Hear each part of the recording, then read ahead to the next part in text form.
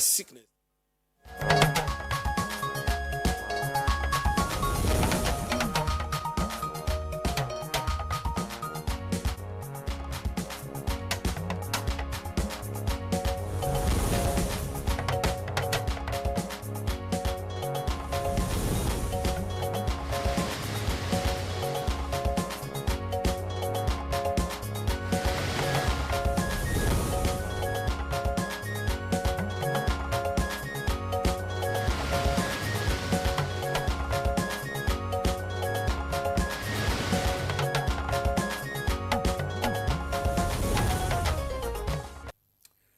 Once a major backbone of Nigeria's education system, technical and vocational education and training is making a much-needed comeback.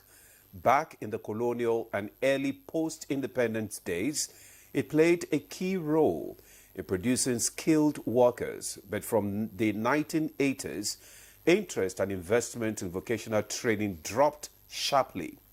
Many technical schools shut down, and the country was left with fewer trained artisans to meet growing demands.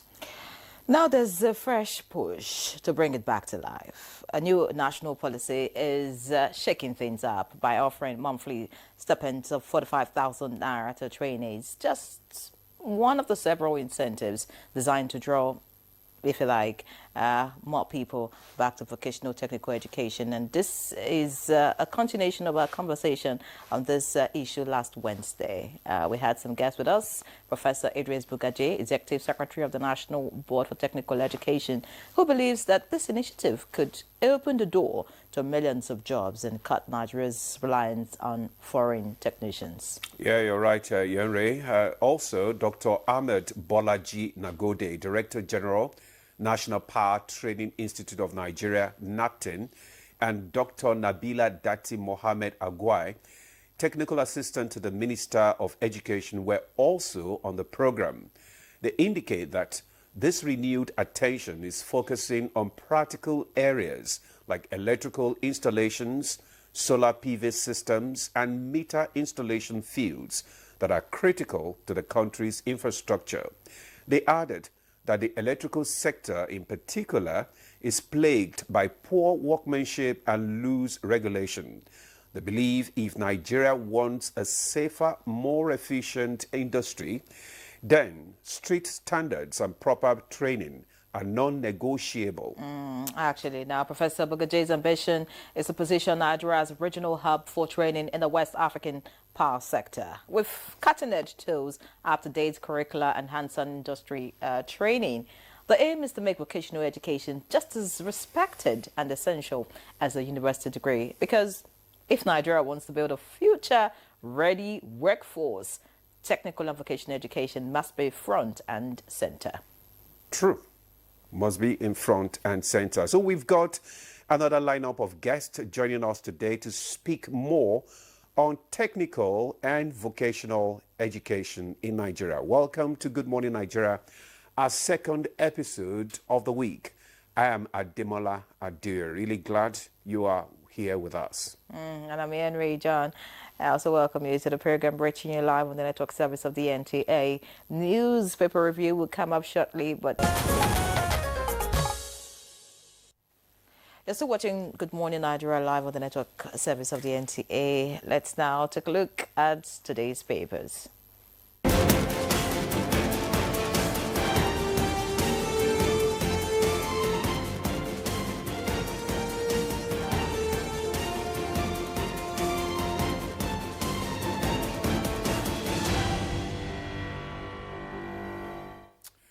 Well, our newspaper reviewer is here, Chooks. Demola, good morning. Good morning. How are you? Yeri, Good to see you. were you afraid that World War III was coming? The Iranians and the I was Israelis just so sure it was have not called going a truce. I was so sure it was not going to get to me There's anyway. a ceasefire. And Trump has trumpeted it. You know, he wants to be seen to be behind everything. All right. And because of that, now you have the pump price of petrol. No, it's going to come down. You know, Dangote started they were thinking that the Strait of Hormuz could actually be blocked by Iran. Remember that 20% of the world oil trade goes through the Strait of Hormuz, but that didn't happen. Yeah, even the $80 per barrel is going down. So we should all be happy about it. And we hope that your predictions are actually true or right. Because, I mean, the fuel price at the moment, not smiling now for those who were hoping that it would continue to come down. Anyways, let's look at the papers. We begin with the blueprint this morning. And, of course, I'd like to begin with the fuel price. It's at the top of the masthead of the blueprint this morning. It says the kicker is Middle East crisis. Fuel price hits 945 naira in Abuja, 915 naira in Lagos. And looking at the major headline here, it says FG rakes in 6.9 trillion naira in the first quarter of 2025. NPA targets 1.28 trillion naira. Senate Lords Agency urges prudent expenditure. Above the masthead, 2 to die by hanging in Lagos for wedding day murder. That's on page 6. And FG launches 2,000 tractors for mechanized farming. Of course, that story is trending everywhere. And, you know, a lot of people say that's a good one. Now, below the picture story, U.S. advisory. Abuja remains safe, secure. FG assures. Iran hits U.S. military bases in Qatar, Iraq. And some other headlines below the front page of the blueprint this morning. We have Kogi Poly expels 6 for examination misconduct, withdraws 273. Details on page 10. And finally, we have right here, Tinubu Lord's Wike commissions 15-kilometer Pi Road. Details on page 6. So that's about it on the front page of the blueprint. Okay, you don't have the People's Daily. Okay, look, let me take this, then you can take the People's Daily. Now, I have the leadership newspaper. I have hunger, poverty, catalyst for insecurity in Nigeria, NSA, CDS. NNPC raises petrol pump prices in Abuja and Lagos. Then we have Iran-Israel war, increased airfare, flight cancellation suspensions loom. Flights from Nigeria face disruptions as Qatar closes airspace. Federal government files fresh cybercrime charge against Senator Natasha. Details of that story can be found on page 9. 2027, ex-Tinubu's aide, Baba Ahmed, observes cracks, slams coalition.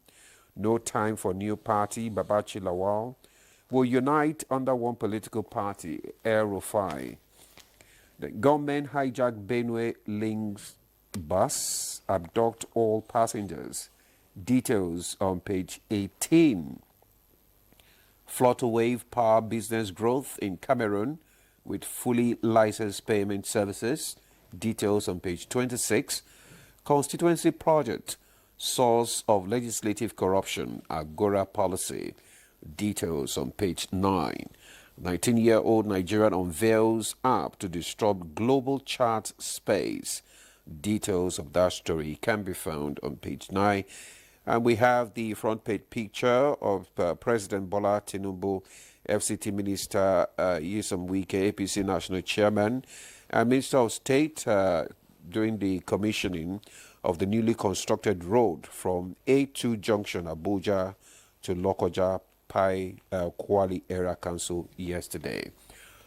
All right, we'll just quickly take a look at the People's Daily before we get to Chooks. The lead story here is on security. It says gunmen abduct 12 passengers in Benue. Of course, that's on all the papers. And we have update on Plateau killings. Lawmakers demand justice, security reforms. Of course, the U.S. advisory, Abuja is safe according to the federal government is also right here. I'll just look below the picture story of the People's Daily we have. We have taken over 1 million children off the streets. That's according to the governor of Borno State, Babagana Umar Zulum. PDP crisis festers as acting national chairman, the own spokesperson's comments about INEC's letter. All right, suspected armed robbers kill 300-level varsity student in Niger. That's on page 7. And finally, we have right here, we are targeting 1.28 trillion naira revenue in 2025. That's according to the Nigerian Ports Authority. All right, Chikudi, it's over to you. Yeah, the abduction of 12 passengers in Benue has become something that is a recurring decimal now. And it means that before some of us get on the road now to some areas in this country, we have to be very sure that it's a very important journey. It doesn't quite help your feeling of safety. I remember in those days, highway patrol vehicles were quite regular on the roads there. Yeah, very regular. Yeah, they were. I would have thought that such patrols would intensify with the huge demands security makes on us, and that communication, which has been enhanced by GSM telephony and the rest of it, would have also helped in nipping these things in the bud. But it does seem that the criminal-minded managed to still get away with, perpetrating these road atrocities, highway atrocities. It's really unfortunate. It's not just about road atrocities, Chukudi. It's about being safe everywhere in Nigeria at the moment. I mean, with all the reports we get to hear, Benue, Plateau, Borno, I mean, just name it. We just need to do something about security in general. Because, it just crossed my mind some days ago that I may not be from the Plateau, but I may have a friend who has a parent or a sibling living in the Plateau. So it touches all of us. They are your fellow human beings. Exactly. So security issues we should be taken seriously, from every angle, the subnationals, the federal government, I mean, all the security agencies. Whether you're on the road, whether you're sleeping in your house, whether you're on your farm or you're on your way to work, you should feel safe. The eerie feeling it gives you is that sometimes one begins to contemplate that it is not just the criminals who are involved in this. Maybe some of the people we trust to look after us are part of the game. In fact, I mean, Zulum the other time told us that soldiers and politicians are partly behind what's happening in Borno. You understand? Well, so actually, this issue of insecurity was discussed last week, and some of our guests actually talked extensively about the challenges, facing even the security personnel as well. So, I mean, it's something that we cannot shy away from. Government too is worried. Everybody is worried. And, we just keep praying. Just like you said, could be a spiritual, matter now that we have to pray. No, don't laugh.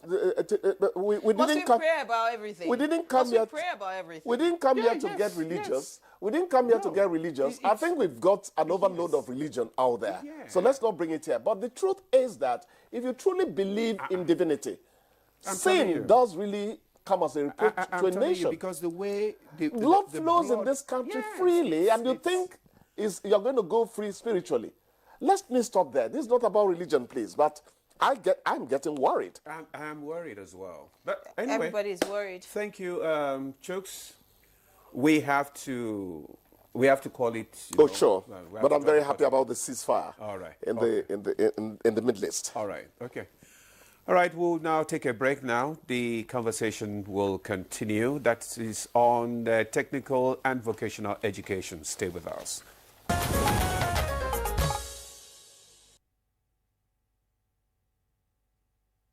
All right, welcome back. You're still watching Good Morning Nigeria live on the network service of the NTA. And just before we bring in our guests for our conversation on technical and vocational education in Nigeria, let's take this background report, which is actually an excerpt from the last conversation we heard on vocational and technical education. And this has been put together by Oyeyemi Ajayi.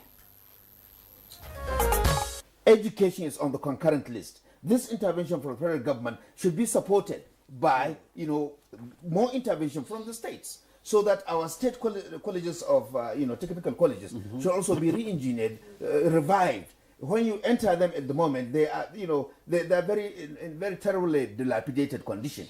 So that's why people are not interested in going there. The materials required for training, not available. The power requirements, not available.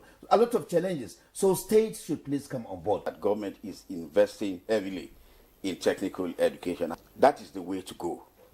When you look at it, you must face the fact that the white-collar job is no longer, there.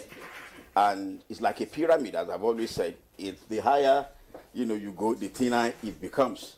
So what we'll definitely take out of the woods is to really invest in technical education, because that is, where you have the jobs, where, the demand, is. To ensure transparency across the entire initiative. And because we're actually trying to incentivize these people to come for these trainings, what we did was your NIN has to directly match your BVN. So 2 names on the NIN will have to match 2 names on the BVN. If not, you will not be able to fully register. And I think there's a message that comes up immediately after that to say that you can go and verify your NIN, or at least, yes, or your BVN. But that's the main reason why there's that BVN NIN issue when registering on the portal. Thanks, Oyeyemi Ajayi, for that background report on technical and vocational education in Nigeria, TVET. Seated already in the studio for our conversation this morning is Professor Idris Mohammed Bugaje. Is the Executive Secretary, National Board for Technical Education, NBTE. We had him last week, Wednesday. Prof, you're welcome once again. Thank you. Good morning, Nigeria. All right. Also joining us here is Dr. Musmed Aminu Mohammed. He's the Registrar, NAB, TEB, NAPTEB. Thanks for joining us. Good morning, Nigeria. All right. Thank you. All right, also joining us for the conversation, but not right here in the studio, but from Kaduna, is engineer Abdul Audu, FNSA. He's the senior lecturer and director, Entrepreneurship Development Center, Kaduna Polytechnic, Kaduna. Many thanks for joining us, sir. Professor, my boss, and good morning, my brother, Dr. Muhammad. All right, so let's just begin our conversation this morning with Prof. Last week we looked at the challenges, that has bedeviled the technical and vocational education in Nigeria. Maybe we can just have a recap again. What actually led to the collapse of Nigeria's once thriving technical education? Let's just have a recap of what happened. Well, what led to the collapse of Tibet in the past 4 or 5 decades was basically, the oil boom. When the oil boom came in the 70s, everybody abandoned, fundamental areas like Tibet. Everybody was rushing for the black gold. And universities' degrees were seen as the best for everybody. Where Nigeria could import anything they wanted, including skilled workers, even to run the oil and gas business. That's number one. Secondly, you see, the Nigerian psyche also changed. People were valuing more of the white-collar jobs than the blue-collar jobs.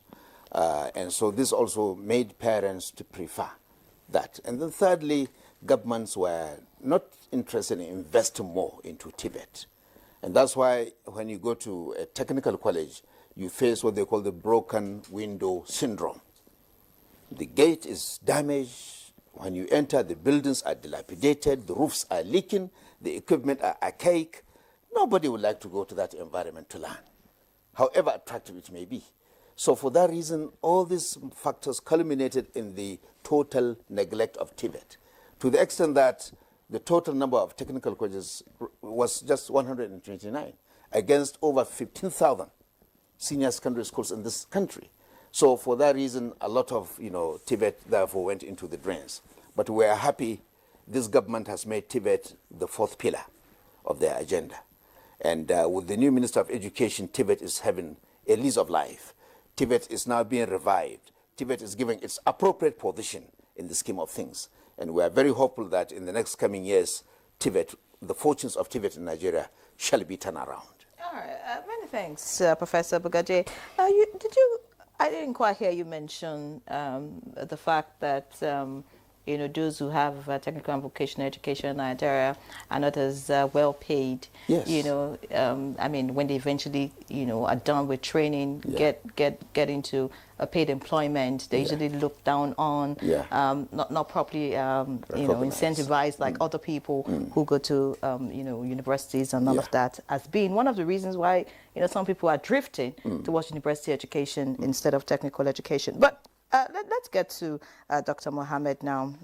You know, listening to Professor Bugaji speak, of course, I watched him in the last episode, very passionate and very optimistic that this new initiative would bring a turnaround. But, I mean, is anything different with this new policy with what was seen in the past? Yeah, many things are different. I went through technical school.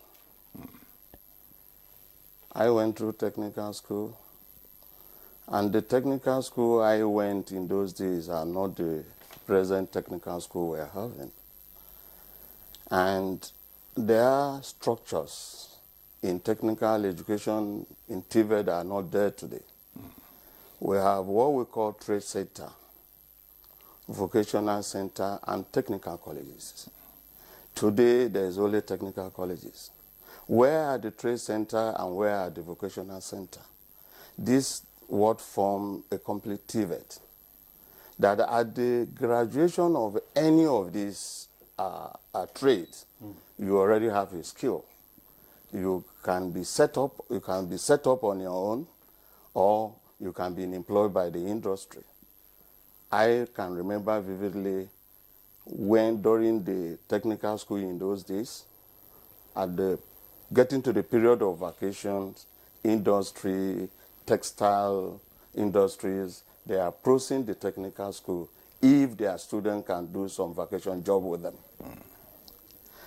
Now, along the line, those structures collapse. In supporting what the Prophet said, those structures collapse. If you go to technical school today, you weep. Presently, the NAPTEP, we are writing our examination nationwide. And I have selected some schools in each geopolitical zone. I found myself in some technical school. I was not happy, but there's nothing I can do. Now, with the government, what this government is doing, this government is returning us back to trade center, vocational center, and technical colleges. That is the TVET. That's my understanding of the TVET. Because in the trade center, you can spend 1 year, you can spend 6 months to get a trade. And in technical school, you spend up to 6 years, 5 years to acquire the knowledge that is needed. And what this government is doing, one part of it that is different, we could see clearly the commitment on the part of the government under the President Renewed Hope agenda. We could see clearly the interest, the passion of the Honorable Minister of Education in driving this. You know, Prof know, I know, that in any developing country, and this class of category of artisans, craftsmen, technicians are missing, I assure you that that country will not develop. As it is today in Nigeria, the only way for us to go is to go towards the TVET initiative. Dr. Mohammed, from what you have said, I'm wondering why, I mean, the number of years you have mentioned, quite long. Why would you think that someone who wants to get a vocational skill will want to go to these schools and spend, like you have said, 6 years, 4 years, when you can just go to the roadside welding shop or a mechanic workshop in 1 year, you are done, learning the skill? Why would I want to spend that long time learning a skill? You need to do that because to acquire this knowledge, there must be a curriculum. There must be a workshop. Under this curriculum are captured into 2 parts. One part is the theory, the other part is the practical aspect. In this new initiative, before we have 60-40, along the line it becomes 70-30, practical to theory. But the present arrangement under TVET is 80% practical and 20% theory. You need some reasonable time for you to truly learn. If you are learning electrical installation and maintenance, you must go through all the roadmap to understand what it takes. Yeah. And you need to be certified at the end of the day before you can practice. It is only in Nigeria here anybody practice. No, it is wrong. In elsewhere, if you want a technician to come to your house and rectify some things for you, you need to book. He must give you his own time, but not your own time. And you pay him heavily. So you need to acquire the necessary knowledge it required for you to enable you to attend to people's demand. Yeah. Okay. There are three. Let me add. There are three types of intervention under this initiative. There's Master 6. Yeah. Only 6 months. You go to a skills training center, even if you don't know anything. By the end of 6 months, you'll acquire a skill. And you'll get certified, either as a tiler, POP, finisher, whatever, or welder, or whatever, 25 trades. That is Master 6. There's Master 12. You go to a VEI, Vocational Enterprise Institution. You spend 12 months of rigorous training. You get an NSQ higher level than that of Master 6. Then there is the TVET system that is being supervised by Dr. Mohammed. The TVET 1, TVET 2, TVET 3, that takes 3 years, equivalent to SS1, SS2, SS3. Here you undergo the NAPTEP syllabi. MBT produces the curriculum, they convert it into syllabi.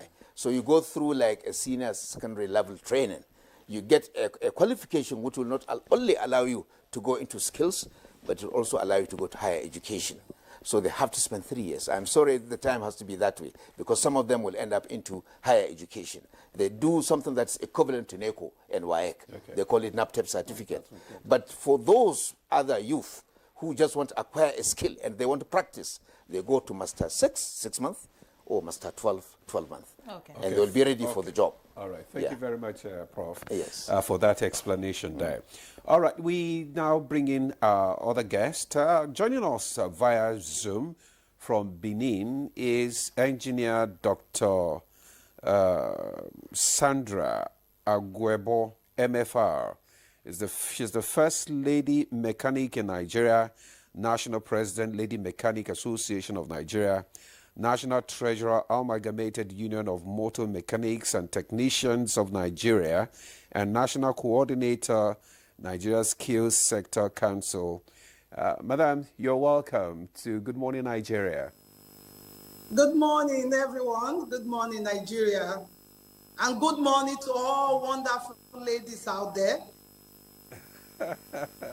It's so good to have you, Dr.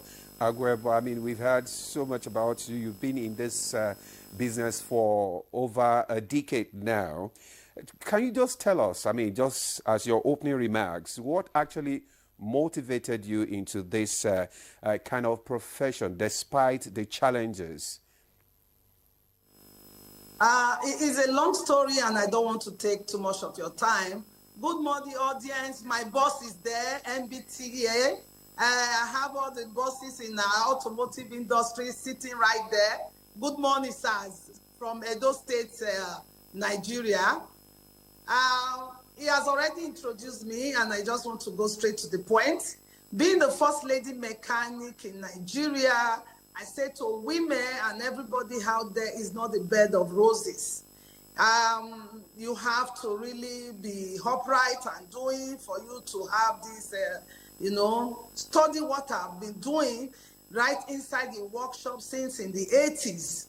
I've been a mechanic for 40 years, and my workshop has been running for 31 years in Lagos State, Nigeria, and I've been able to empower, and I continue to empower and give employment to the girl child so that we can have gender equality in the workplace in Nigeria. Over 6,000 of them empowered in different areas of specialty, from brake change, oil change, vulcanizer, body work spraying, auto mechanics, auto diagnostics, a whole lot, detailing, upholstery. You know, I started breaking it down for women because why? Men have been there from generation to generation fixing cars. I decided to break this yoke so that women, we can work side by side in the workplace with the men. In the auto industry, which is a vast one in Nigeria, around the world, I tell my women that as long as the manufacturers of motor vehicle continue to produce cars year in, year out, there will always be job for mechanics, for artisans there. Being the national treasurer of the Amalgamated Union of Motor Mechanics and Technicians of Nigeria, I am using that to draw a whole lot of women, be it school dropout, being housewife, being the commercial sex worker on the streets, be it the girl that lost hope, be it the housemaid. Every girl child, every young woman, young women can come into this and acquire skill from 6 months, from 3 months to 2 years. Of course, a woman can learn how to fix the brake pad and oil change for 3 months. It's so simple. I tell them even cooking in the kitchen is more difficult than you doing this. So I've been able to give them, you know, the example, and we are all right there. There's no company in Nigeria, car companies in Nigeria that don't have the services of the Lady Mechanic Initiative trainees, now graduates, now staff of different multinational companies in Nigeria. And I've said to Nigeria out there that just being a mechanical student is not enough. Your white-collar job is not enough in the situation we find ourselves today, because government cannot do everything for us. You also have to help the government come up with ideas, come up with initiative. Then the government will be right there to support your ideas and your initiative. Because why? It is the practical work in the automotive industry that we have learned that when you are now employed in the company, that is what raises the bottom line of this company. It's not your certificate of mechanical engineering. Your practical work, just like my boss, they said there, you know what? It is very important that you learn the practical aspect of your mechanical engineering job. After school, go to the workshop, get the skill, because when you finish, when you want to get employment, nobody is looking at that. It means that you want to stay in the AC office. Staying in the AC office, I don't call you an engineer. You have to be on the field to do the hands-on. The hands-on is what I call the gold mine of every artisan in Nigeria. Why? Because when our hands are dirty, that dirty hands we have is our gold mine, like the way Nigeria, you know, treasure their crude oil. Women out there, it is very important that we contribute our own quota to the economic development of Nigeria through our skill work, through the job of our hands. We are the mothers of the nation. So get it right and acquire a skill today. Thank you. It's sounding beautiful. But I would like you to share with us the challenges that you have encountered. You've been in this field for a long time, so you should be able to share with us what the challenges are. And tell us, what are the major drawbacks for those who intend, to get into vocational or technical skills at the moment? Because, I mean, a lot of our youths are no longer interested in all of that. What are the drawbacks really at this time and age? Because I mean, you started in the 1980s when, of course, vocational and technical education was much appreciated. Come again with your question, please. Can you hear me? Dr. Agwebo, can you hear me? Did you get my question? All right, so my question to you, Dr. Agwebo, is share with us the challenges of being a lady mechanic. What are the challenges that you have faced in the last 30, 40 years?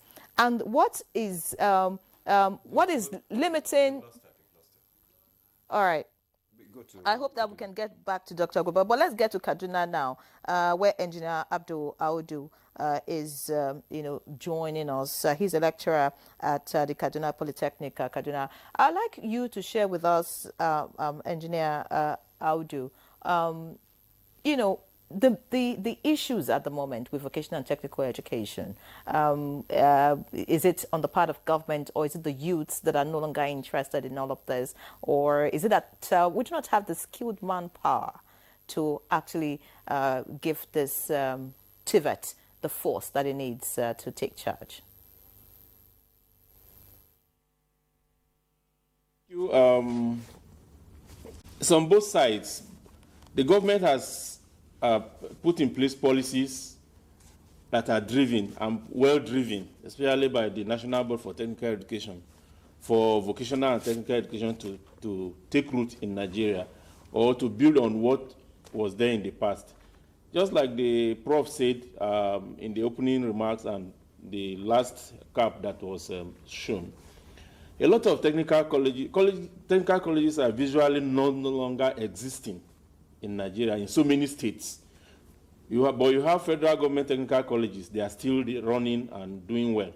But state governments have for long abandoned technical education. And the skilled manpower that hitherto drove technical education in Nigeria are beginning to phase out. They are retiring. So many are retired. And even those of us who are in it currently will soon start going away. So if something is not done, definitely there will be a very huge gap, and that will be very dangerous for the country. And that is where the current initiative of the government comes in, and it's going to save the day. However, on the side of the youths, we have a lot of problems. The quest for quick wealth is a big problem. Nobody wants to wait for the gestation period of any initiative before they start reaping the fruits of whatever it is planted therein. So the youths have to wake up. They have to accept that you need to learn, and you need to get certified, and you need to get the experience before you start reaping the benefits of whatever training you must have gotten into. So the two must come together. But like I said earlier, and like Dr. Mohammed said in his opening remarks, technical colleges, if you go to so many technical colleges, you cry if you are a technical person. And I know Prof understand what I'm talking about. So many things are just not there. But particularly my concentration is on the states. So many state governments do not care about technical colleges. And what some are doing now is like a window dressing to me. What are they doing? Setting up vocational training center is good. At least they are retrieving some aspects, some level of the society to come back to vocational and technical education. But that curriculum-based learning have to be reintroduced, and we have to survive. We have to ensure that it is reinvigorated so that youths can pick interest in what they do. If you go to so many plazas today in many cities in Nigeria, you see young men doing GSM repairs, some doing computer repairs, software design, and so on and so forth. All this they did on their own without any structured training. And like you had, for example, if you go to UK, one of the best paying jobs is plumbing work. So if you want to get a plumber in UK, you pay heavily. But he must be a certified plumber. Likewise, welding. I remember in your first question you asked about why going through the formal training when you can go to the roadside and get training. No, the training you get on the roadside is good, and we appreciate them for holding on while the rot lasted. But still, it is not enough. For example, for a proper welding training, you can't spend just 6 months or even 1 year by the roadside and think that you have become a welder. There are different levels, different stages, different welding methods, and so on and so forth. As it is today, in the oil industry in Nigeria, many oil companies bring in welders from China, from the Philippines, and from India to come and work in the Nigerian oil and gas sector. whereas we have many Nigerians roaming the street, and welders are well paid. But this is because over the years we have neglected, we came to neglect technical and vocational education. And in those days, when we were in secondary schools, we were even envious of our colleagues who were in technical colleges because of what they could do with their hands. Who were only working on paper, they were working with their hands. And we were envious of them because when we come home during holidays, they do a lot of things. Those who are into woodwork will be building their furnitures themselves. Those who are into welding will do a lot of things themselves. Those who are in automobile mechanics will go into workshops and be doing a lot of work.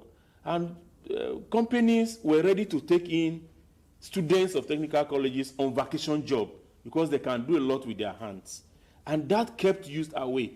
Now that we are crying of insecurity, we are crying of hunger, we are crying of deprivation, if youth are properly engaged, if they are properly engaged and they can see that they can gain a lot from being engaged, nobody will go into crime. Very few will go into crime.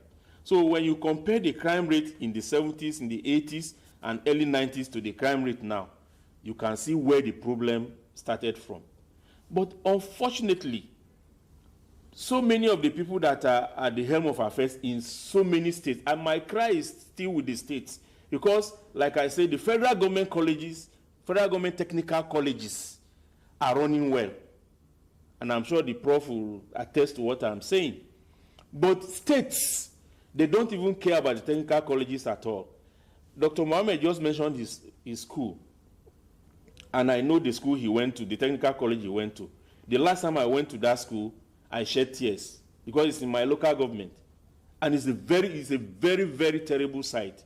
You will not believe that somebody like this came from that school. Because the state governments have neglected the technical school and they are not ready to budget for it. But like I said, if they budget a fraction of some of the money that are leaking out to these technical colleges, a lot will be achieved. So the problem is on the part of both the youths and part of on the part of government. And by government here, I'm still concentrating on the states because there are 3 levels of government and education is on the concurrent list in Nigeria. So definitely the state must also up their game for us to be able to revive and ensure that the nation is up when it comes to vocational and technical education. And industrialization that we are crying about, we will never get there if we don't get the good hands. Engineering is a pyramid. We have the artisans, the craftsmen, the technicians, the technologists, then the engineers. There's no how an engineer will tell you that he can do everything. No, you need everybody in the family to be able to achieve whatever we want to achieve technologically. So even whatever we design today as engineers, we need the craftsmen in the workshop to do some work. We need the technicians to do some work. We need the technologists to run the labs. And all these are technically based knowledge levels that we need to produce en masse. China is what it is today because they were able to understand what vocational education is. So we need to start doing something. We have already started, but we need to continue. And the National Board for Technical Education needs support. Needs support. Support from the government and support from corporate bodies in their corporate social responsibilities. They need to come in because whatever government is budgeting for them is still not enough. For example, even to go on accreditation is a huge task for the board. Likewise, NAPTEP, to conduct exams all over the country, it's not a small task. So if we are really serious, like the present government is trying to do about vocational and technical education, then we must get committed to it, and everybody must come on board to support it. We, the teachers, must be ready to be as practical and as possible. We must also be ready to renew our knowledge, the knowledge base, because what is being done before is not the same way it is being done today. Even though engineering always have a basis, Newton's law remains Newton's law. Zeroth law of thermodynamics remains zeroth law of thermodynamics. But we keep on developing new things, and we must catch up. So if we stay doing the old way, doing things the old way we used to do in Nigeria, we will still not move on or move ahead to achieve what we want to achieve. So we, the teachers, must also always be ready to do continuous training and continuous education so that we can give to the young ones what they desire in the classes and in the laboratories and workshops. It's not everything is not about the chalkboard or the pen board and the desk. We must get to the basics and use our hands to ensure that the youth learn a lot and achieve a lot from us. Thank you. Thank you very much, Engineer. I'll do for your opening remarks there. Just like you have noted, the guests also here have noted the various challenges that are bedeviling the technical and vocational sector in Nigeria. That is the replacement of skills. That is the drive for quick wealth by the youths. The situation in technical colleges. Nonchalant attitude, especially in the states government, no structural training, and also the need, just like he said, the need for also the teachers to update, their knowledge. Prof, we're looking at how to, bring back, how to promote, especially the interest of the youth now in technical and vocational education. Because I remembered in my secondary school days, I went to Mayflower School, and we had, some training, technical training. We had carpentry society, electrical society, plumbing, and all that in schools, in schools then. So what is happening now? Is the board actually working with the Ministry of Education in order to inject such training in the curriculum, especially at the secondary school level, as part of, method to promote the interest of the youth? Well, there are so many challenges, as you have observed, but one way to to mobilize youth for TVET training is to incentivize it, and that's what the government is doing now by bringing support to students, stipends monthly, payment of the examination and certification, payment to the master craftspersons, and payment of the tuition fees. So this is one way of doing it. Secondly, there is need to have sustainable funding, because the government is now taking money from TET Fund, giving it to NEL Fund for this project. There is need for a more sustainable funding for TVET. We have always talked about the National Skills Fund. There is need for the federal government to establish the National Skills Fund so that it can fund TVET training. We have to also move like China has done. 2017, China converted 600 universities into polytechnics. So we also have to start doing something in that direction. Not the universities, but even the conventional secondary schools. We need to start converting them into technical colleges by providing the necessary equipment or workshops, labs, etc., for them to learn those trades. And then there is also need for us even to sensitize the parents, because there's this attitude, very negative one, on TVET across the the whole country. TVET pays more than those who go through the non-TVET systems. Go to Europe. We have given examples. They pay them much, much higher. But what we need to do in Nigeria is let us try to standardize. Let us try to issue licenses like they are doing overseas. The informal sector is doing a lot of contribution. But we are now making efforts to formalize the informal. All these roadside practices, the MBT is driving the RPL agenda. RPL stands for Recognition of Prior Learning. I mean, those who have learned through the artisans way on the roadside, we have a scheme whereby we will make an assessment of what competences they have. Those competences that they are lacking, they can now make them up, and then they will be given Nigerian Skills Qualification Certificate. With that certificate, whatever level it is, if it's level 3, now they can go for training for level 4. And then with that NSQ, they can get an operational license. We cannot allow, the roadside to continue the way they have been operating in the last several decades. Many countries have made efforts. They have formalized the roadside, and Nigeria is also trying to do that. This is also going to support TVET. The importance of helping the roadside and formalizing them is because in TVET training, there is a component that you have to do on the job. if you train as a welder or as a carpenter, whatever training you do in the college or in the VEI or in the skills training center, you must come and practice it on the job, and your assessment will be on the job. If you look for industries, Both of the roadsides are more practical. more practical. than Now, in the absence of big industries across the country, because most industries across the country have collapsed, except in the Lagos, Ogun State. That's the only corridor where you have industries. That's the only corridor where you can send students for proper on-the-job training. So outside that corridor, we are recommending let us use the informal sector. I mean, the roadside sector. They are very practical oriented and they have the skills. So we can take some of these TVET trainees to that informal sector. But the master craftspersons that are going to train them, we are also having a program of upgrading them and certifying them. In the portal, the registration in the portal, there is a section for the master craftsperson. The master craftsperson is also going to get some emoluments which will be paid to him for training those young people. So there is a real agenda now to formalize the informal through RPL, through other methods. And this is also going to support the TVET training, because TVET has to be on the job. You can't just do it in the class or in the workshop. You have to bring them on the job. And even the assessment itself is done on the job. Professor Bugaje, Yes, please. listening to you, I'm trying to understand what the difference will be, Yes. from a roadside learner and someone who has gone to these technical colleges. Yes. Because from what you have said, those who go to the technical colleges will still go on the roadside to practice what they have learned in the colleges, meaning there's no difference. No, there is.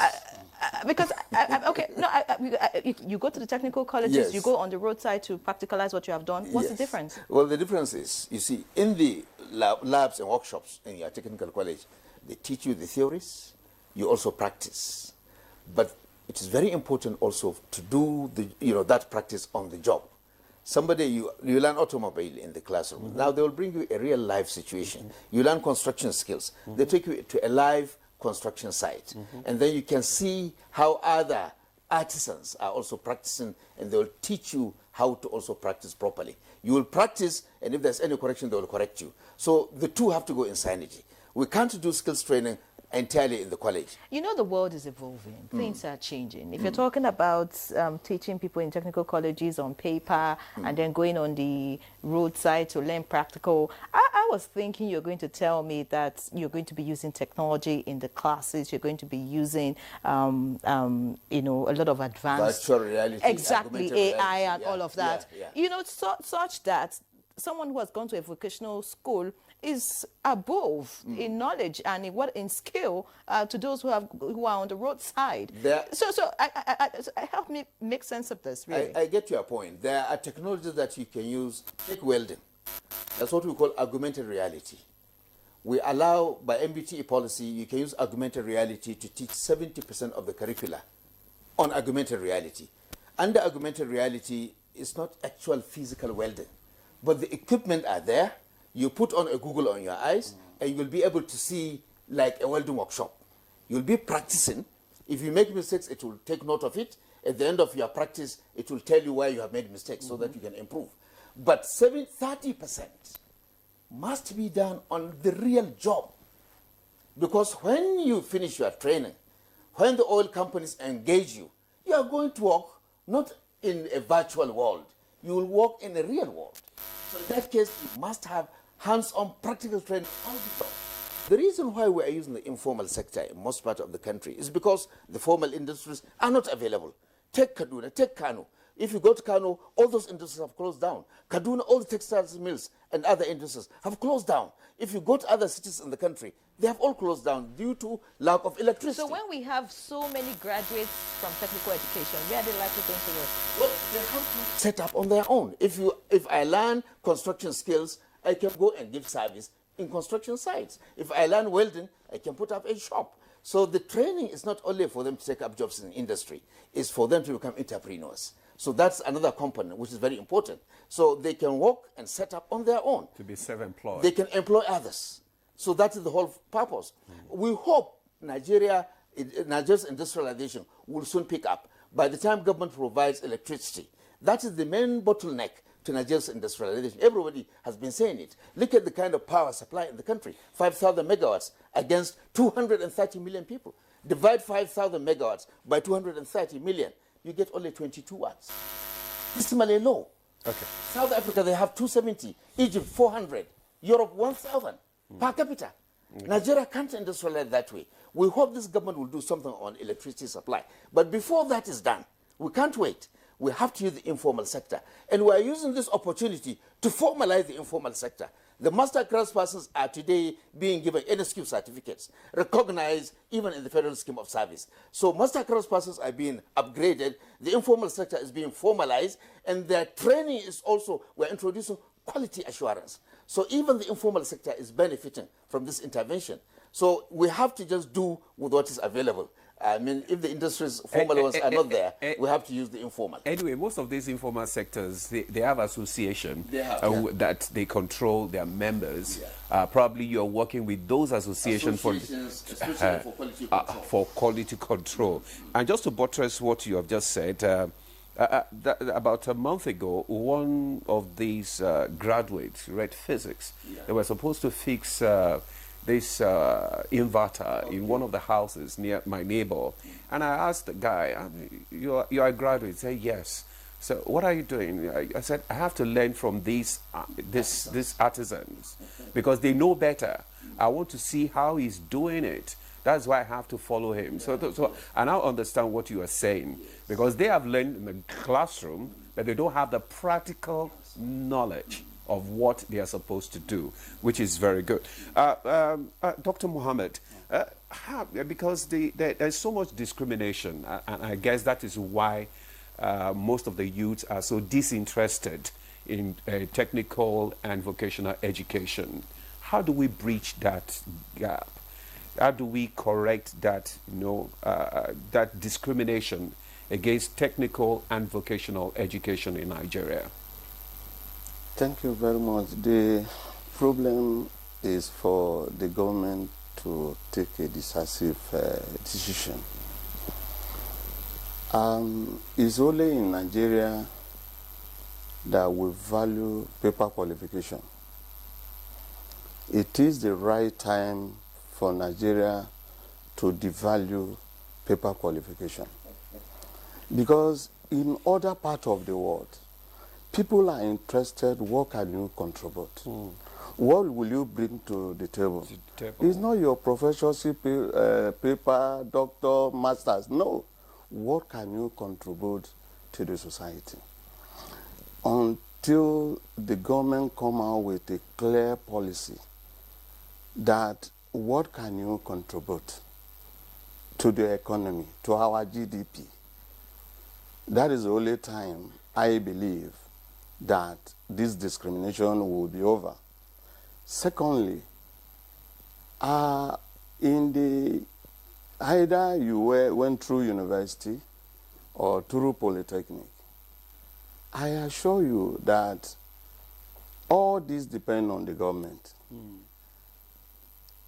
If you are talking about contributing to GDP, somebody from polytechnic, maybe from technical school, polytechnic, either HND, OND, HND, will be more productive in industry than somebody with BSc in engineering. So to me, we need to do away with that disparity between HND holders and degree holders. In fact, Prof have just said something. If you travel out of this country, there are some polytechnic or technical colleges that offer a qualification either from secondary school, first degree in technical education. Why are we limiting ourselves?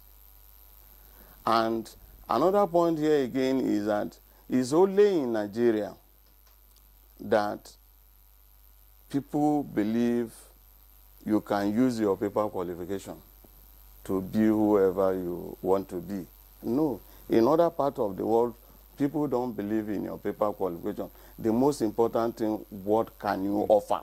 Or what can you contribute to the national economy? Like to us in NAPTAP, we were set up to conduct exam to technical, vocational, and business study at all senior secondary school level. Okay. And at this point, any of the graduates can go for engineering, technology, agricultural science, applied science, and any other field of endeavor. And it is also within our purview. You can be trained even for 4 months, even for 6 months, even for 6 years. You need to be certified. Who certified you? Is the duty of NAPTEP, National Board for Technical Examination Board, to certify it. And at this any category, as Prof have said earlier, yes, the MBT manage, produce a curricula that they use to teach in all these technical school and vocational centers.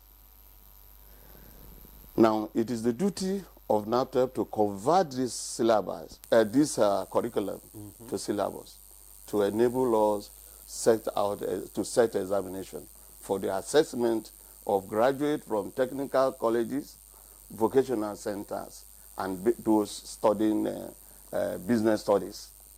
And at the end of the day, any certificate issued by NAPTEP can be used anywhere in the world in terms of skill. Okay. And what TVET is doing now, we have category of people participating in TVET.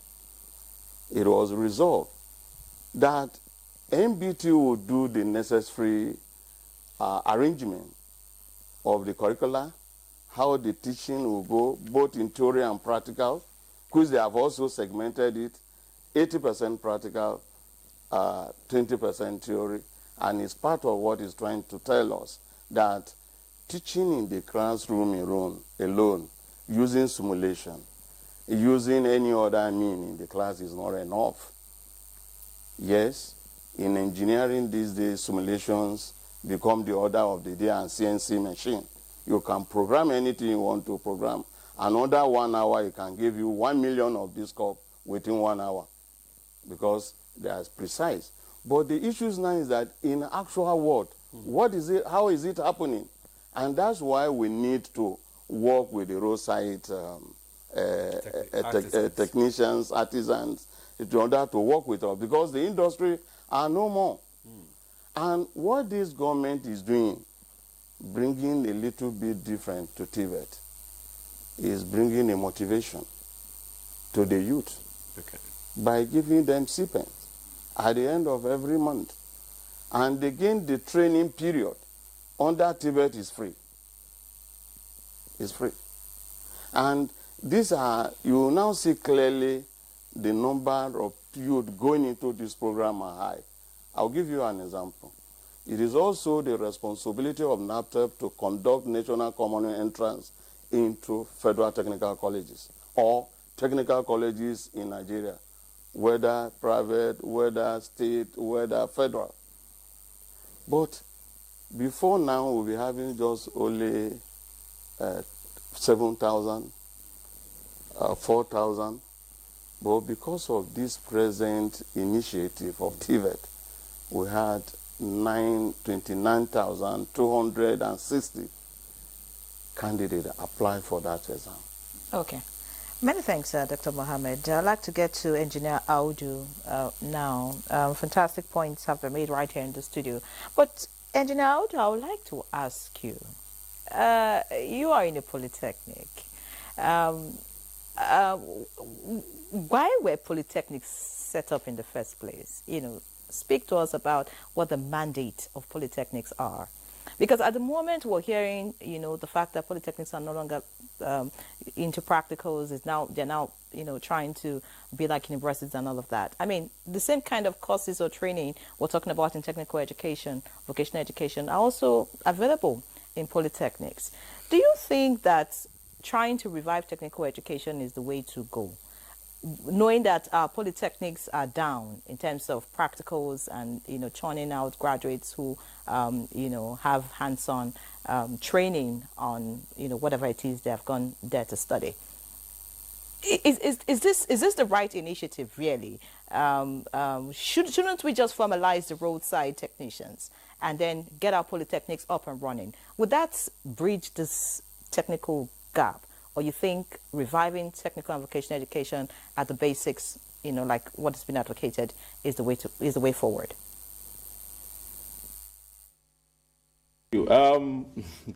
Yes, I'm in the Polytechnic, and it will interest you to know that Prof was a lecturer in Kaduna Polytechnic and a rector of Kaduna Polytechnic.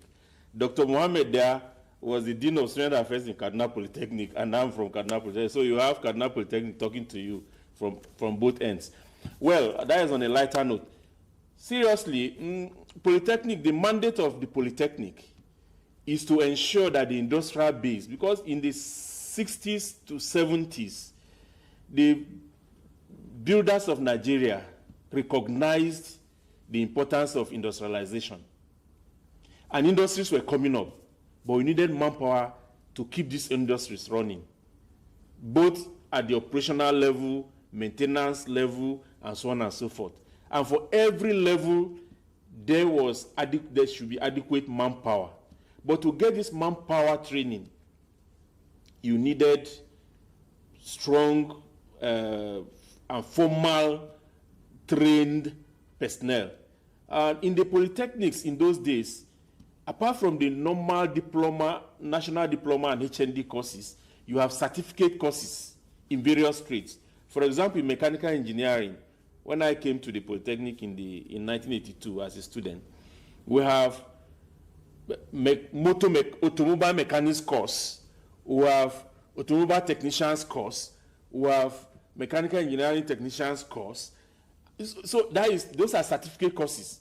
Some are even sandwich courses that people come during holidays to run. When the students of the Polytechnic have gone on holidays, the informal people come in to run these sandwich courses so that they can also get the understanding. Then you ask questions. Let me try in a very quick manner to address your questions.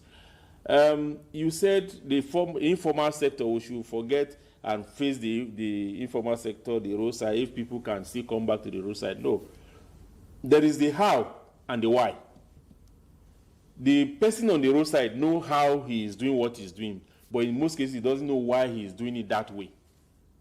But the person in the class, the person who is taken to the class through the formal training, also is told how it is done, and he knows why it should be done that way. That is one. And it is not entirely correct to say that the polytechnics are down, practically, no. The Polytechnic where I am, and indeed many other polytechnics, have a lot of practicals. It's just that at a point there was proliferation of polytechnics, and people can start running polytechnics for 5-10 years without any engineering course. All you have are diploma courses in the business areas and even some administrative areas. That was where the deviation started. And even up till now, you will discover that the population in the engineering campus is not up to the population you have in the business campuses.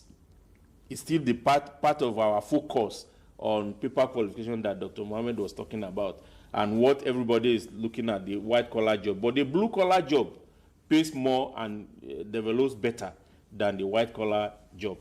But we cannot jettison these people who are by the roadside. And some of the people you see by the roadside, they didn't just start from the roadside. Some of them were, like in Kaduna here, so many of them were in the textile industries and so many other industries that have closed shop. After the industries closed shop, where next should they go? They have to set up their own workshops by the roadsides, in some clusters, and so on and so forth. Recently, there was, I think it's still running, Prof will correct me if I'm wrong, the IDEAS program.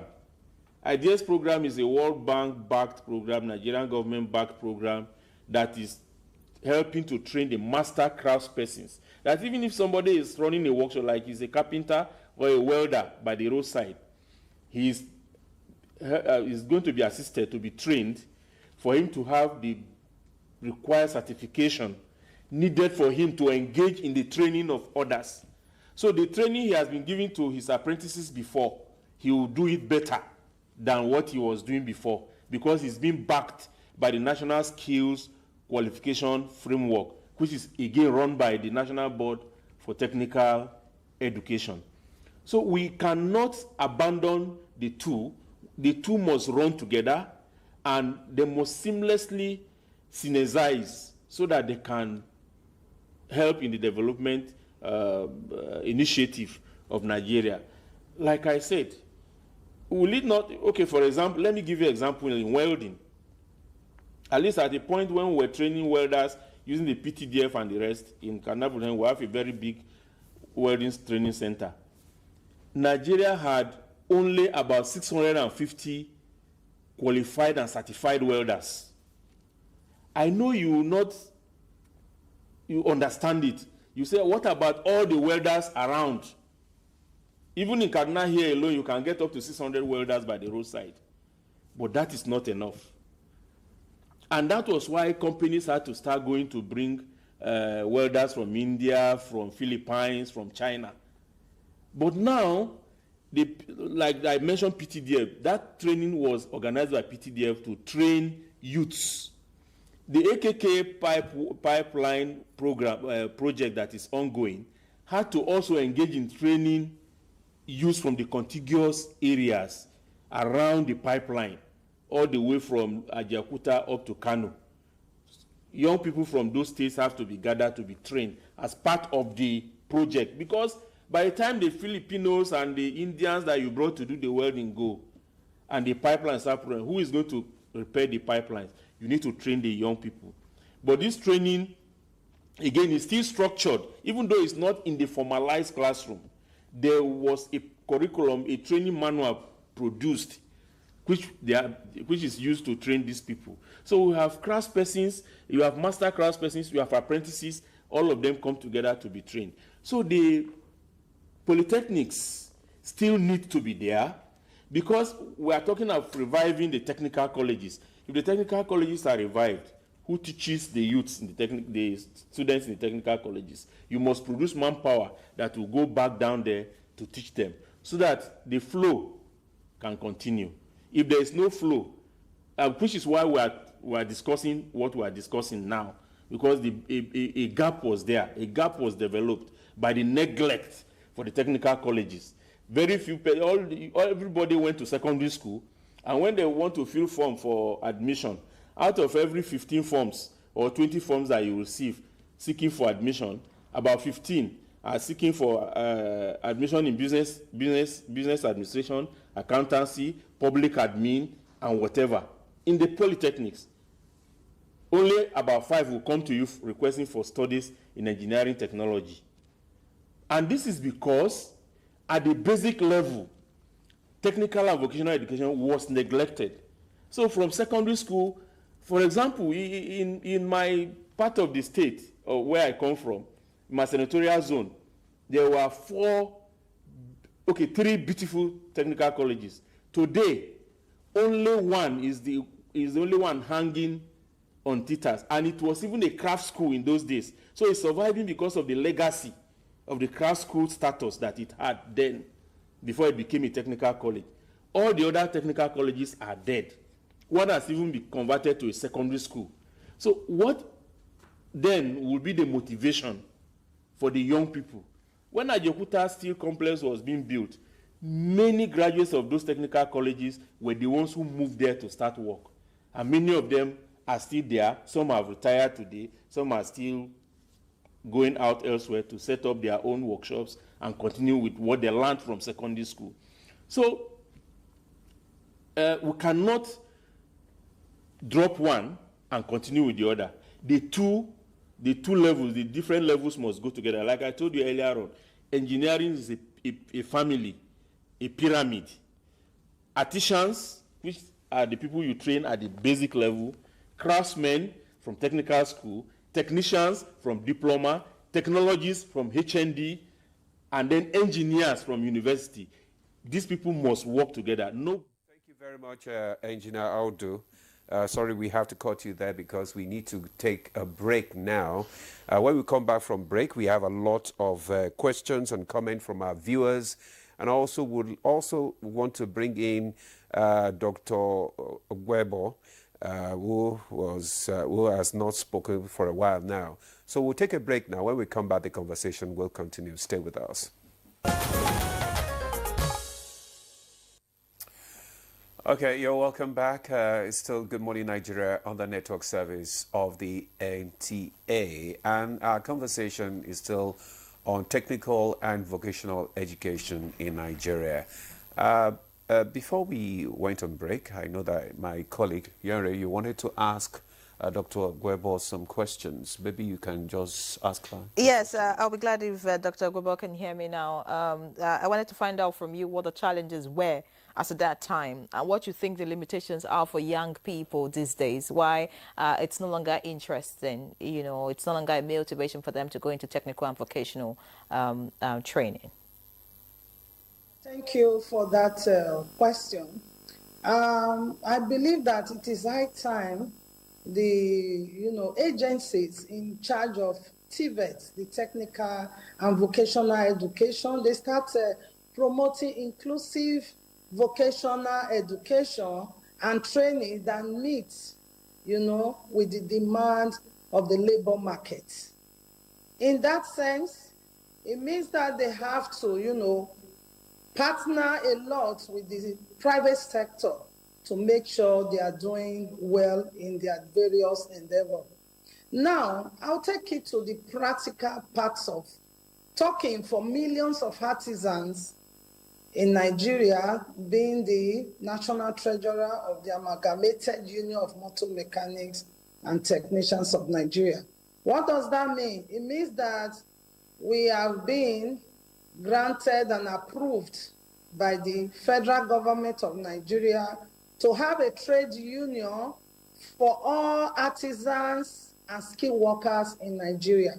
So as I stand here, I'm talking on behalf of millions of artisans about our challenges and why you can see a lot of youth are falling out of TVET or training or falling out of running their own workshop and to become very successful in what they're doing. Today, being the first lady mechanic in Nigeria, I've gone through a lot of challenges. Even what I do, working or training the artisans on different skills is not enough. The government of Nigeria have to play their own part. It's not when you train, you leave them, that you don't follow up. Following up in the sense that a lot of artisans, they don't have workshop. They don't have a garage where they can, do their various jobs or what they would have practiced. And now, in return, encouraging other youths to be trained and join them in their workplace of work. They don't have that. A whole lot of time you see that they are acquiring or they are, setting up their own workshop in government lands, in the sense that they don't have money to be able to get a land, maybe in Lagos or wherever they find themselves to start working.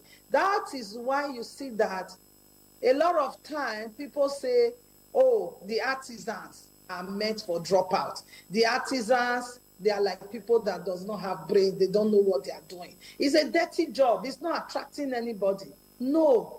I keep preaching to young Nigerians out there, both the youth corpers, that when you even go to the university you are talking about, you come out, you don't find any job. Why don't you, get a skill? When you get a skill, you'll be able to do a whole lot and promote what you have gone to school to learn. The federal government of Nigeria should look into this as an urgent, as a matter of urgency. Why? Because a whole lot of time, the artisans, they need a place of their own to work. The government of Nigeria have mortgage bank. We have Bank of Industry. Why are these people not, looking at the areas where the artisans have their problems? Which are these problems and challenges? When you finish training, when you want to set up your own workshop, you don't have a place to set up a workshop. Can they start building workshops nationwide for artisans the way they do, of course, for housing? I hear at times the federal government of Nigeria, they are building, mortgage houses in different states so that civil servants, they can have homes. Do that for artisans. And you see that the more you do this for us, we are going to have a whole lot of our own part contributing to the economic development of Nigeria. One, we import a lot of spare parts into this country. They import a lot of engine oil in different viscosity into this country. Who are the people using it? The technicians, the artisans, the skilled workers. I will tell you, without the artisans, the parts seller bringing parts, containers of spare parts into the country, they can never sell. Without the artisans. Okay, Dr. Aguebo, sorry we have to interject you there because we have a lot of questions and comments from our viewers, and which we want you and other guests to respond to. We do sincerely understand your passion, and I believe that government, the officials, are listening to all your views there. Now, let's just take these comments. This one is from Engineer Umoyang from Jos. He said, "Good morning, Nigerians. Over the years, our actions and inactions have greatly eroded technical and vocational training in Nigeria. Technological advancement depends on the country's deliberate effort and constant review of our technical curriculum to meet today's reality. Let's stop sitting on the fence. God bless Nigeria." Now, this one is from Engineer Akeju Olagbaju. It says, "I think our policy makers in education are getting it wrong to believe that technical and vocational education and training is for a particular level. It is for all levels, beginning from primary to tertiary levels, and should be promoted. To get a better advantage, the internship has to be properly managed and well integrated to boost the practical skill. Perhaps a tax relief should be granted to companies taking on interns as a form of encouragement." Well, I guess the government is listening. This is from Uzo Andowa. He said, "Good morning. Is it normal that graduates of engineering go for TVET?" Is asking that question. Maybe you respond to that later. Then this last one says, "Good morning to everyone in the studio. Thank you for this interesting topic this morning. Unfortunately, I think the disparity between the BSc and HND holders is a deliberate thing, and it boils down to the fact that we don't know what structure means in Nigeria. Even when we know, we chose to do it our way to the detriment of others. I'm HND holder, and believe me, each time I have the need to use the result, I feel that I totally wasted my 5 years. That is including my 1 year IT, which should have been 4 years if I studied in the university. It's so disheartening. Why not award BA to HND students? Why not formalize it as equivalent to BSc? Do you know that an HND result that takes a typical Nigerian student to back is an equivalent of a diploma of 2 years outside Nigeria? Too bad. In fact, I cannot express my dissatisfaction as a Polytechnic graduate. My regards to your guest from Kaduna Polytechnic. I graduated from Kaduna Polytechnic, and I'm proud of the lecturers there." Okay, that's Engineer Audu. All right, thank you. This is from Maria. All right. We have some more questions here. I guess we should just read all the questions so you can deal with them in case they're similar. Okay. This one says, "Good morning, studio. I'm happy that we are having this conversation. Good morning, guest in the house. NAPTEP should be as relevant as universities. Please, NAPTEP work with partners in Please, NAPTEP should work with partners in the private sector. This one says, good morning, Nigeria, from Musa Abubakar. Why is solar panels production excluded from the technical and vocational training services, but only solar PV installation and maintenance? Thank you. This one says, good morning, please, how do I get a certificate as a roadside heavy-duty mechanic? I need certificates that covers international and local practice. Good morning. Please, for the TVET program, those coming from outside the school, are they going to learn in the same classroom with the students freshly coming from GSS 3? That's Ogbona Jacob from Oyo. Igbodo Ofuluwe from Asaba. The bottom line here is the government must review or do away with the pseudo approaches of setting up only one skills center by creating technical and vocational institutions with viable and resourceful curriculum relevant to industrial base and national development. I'll just take two more. Good morning, Nigeria. Polytechnic students are good, but not allowed to cross to directorate level, thereby limiting their advancement in career progression, which is frustrating. Finally, this one says the artisans' placement in government offices is the reason youths don't go for vocational schools. Go to vocational schools. BSc that just graduated has more power in government than HND that has worked for 5 years.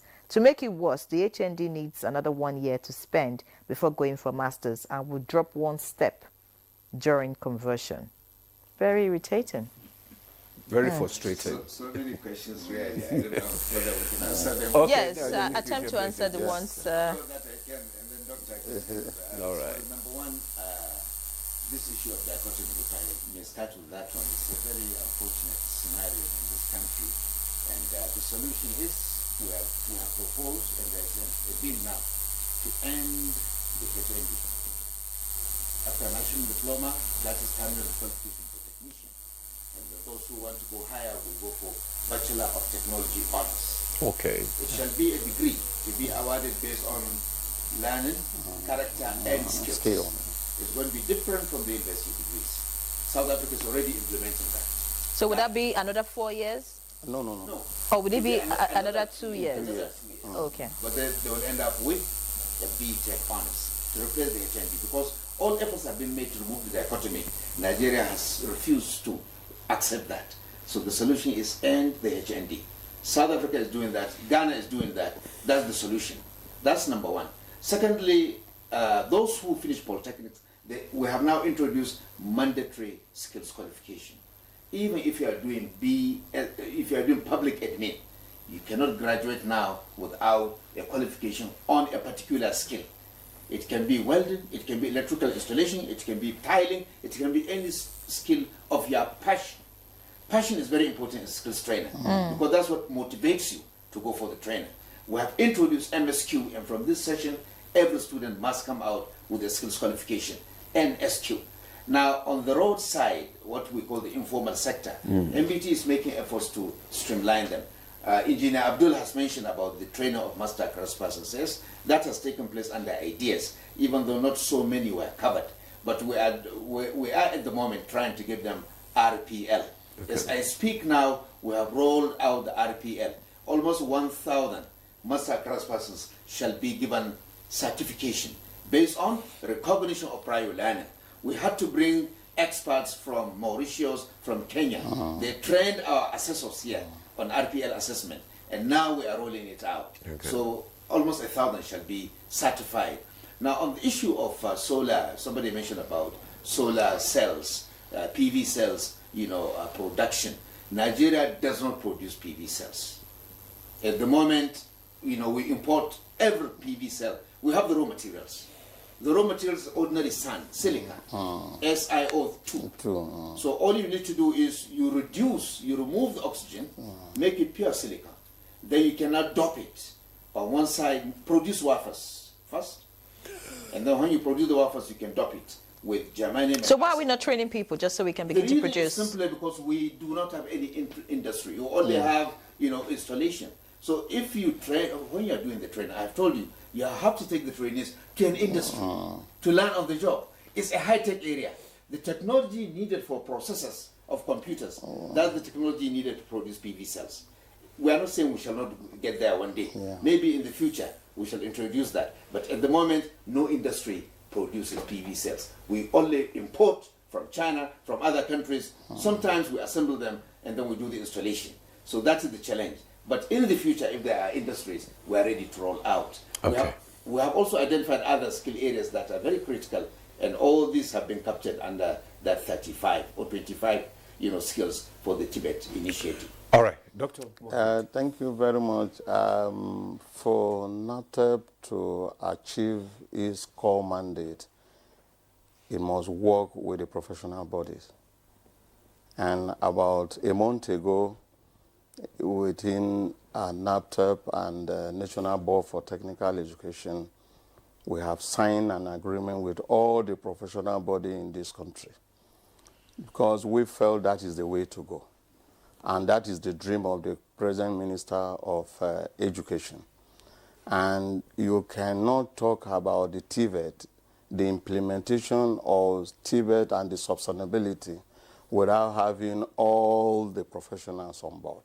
Okay. As we speak, we are working with us, and having them, Prof has already explained what government is supposed to do and what they are supposed to do. We have already, it is already on the paper. Government have signed and they have signed. Every professional body in Nigeria know the role it's supposed to play in this TVET initiative.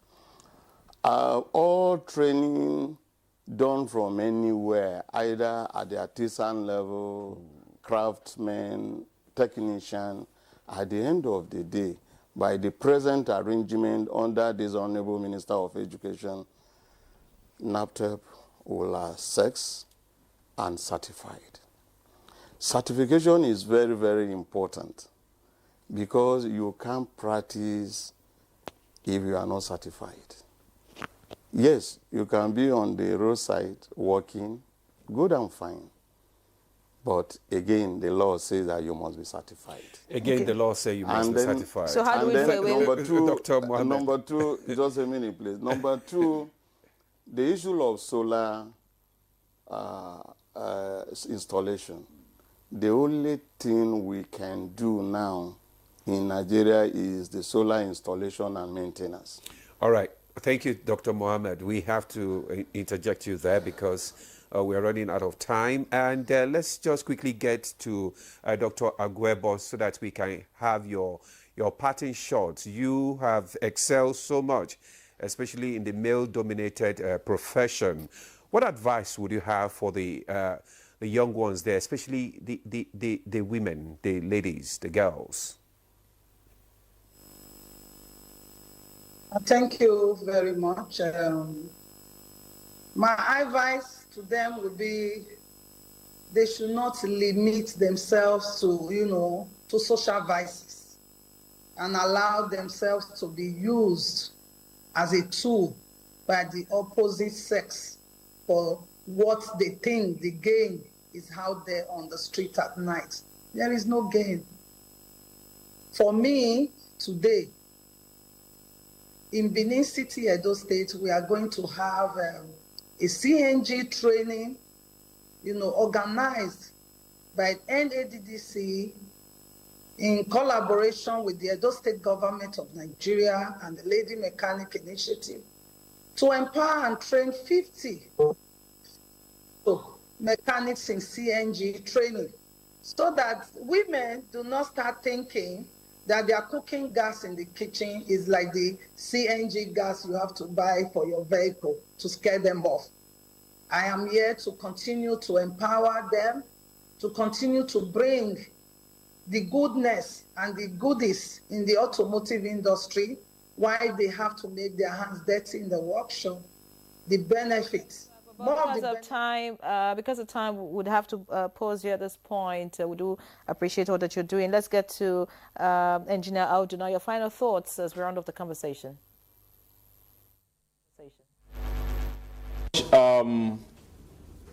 Prof has said a lot, and it's because of him that I deliberately left out some areas. Like he talked about the mandatory skills qualification that we are doing now in the school. Here, for example, here in Kaduna, we have already started the implementation process. If you are in the diploma class in, let's say, public admin, you can decide to take welding. And even in my class, for example, in my classes presently, there are some of my students that are already roadside mechanics. Some are tailors already outside, but they come to school, so they divide their time. Now, with this new MSQ program, they can now seize this opportunity to get certified by NAPTEP. Now they already have a certificate in, they have a certification, not certificate, now they have a certification in welding or in auto mechanic or in tailoring. Then they have their certificate, higher national diploma certificate. So they are holding two things out of school. Then on the side of entrepreneurship, what we do is that we don't stop students from anything that is their passion. You choose your passion. For example, we have about 22 skills that we rolled out, and they come for the practical skill acquisition every Saturday for 4 hours. And you must choose that the moment you are in ND2 and HND2. This ND1, sorry, and HND1, you choose a trade which you pick. And something as simple as cap washing and cap making is a skill that we have given to students to take. Lily that ladies put on their hands is a skill. Generator repairs. For example, the skill person, the master skill person, training my students now on generator repairs is a lady. And she's my student in HND class because she's already a mechanic before coming for HND. And Sorry, we have to just interject you there. Engineer Abdul Audu, lecturer and director, Entrepreneurship Development Center, Kaduna Polytechnic. Thank you so much for your contribution this morning. Also, we want to thank from Benin via Zoom, Engineer Dr. Sandra Agwebo, First Lady Mechanic in Nigeria, National President, Lady Mechanic Association of Nigeria. Thank you so much for coming on the program this morning. Not leaving out Prof. Thank you so much. Professor Idris Mohammed Bugaje, Executive Secretary, National Board for Technical Education. Thank you so much for coming on the program. And also Dr. Mohammed Aminu Mohammed, Registrar, NAPTEP. Thank you, sir, for coming on the program. Thank you, sir. Well, that's Good Morning Nigeria for today. Thanks for being part of it. I am Ademola Ade. Do have a lovely day. And I'm Henry John. Remain tuned to the NTA.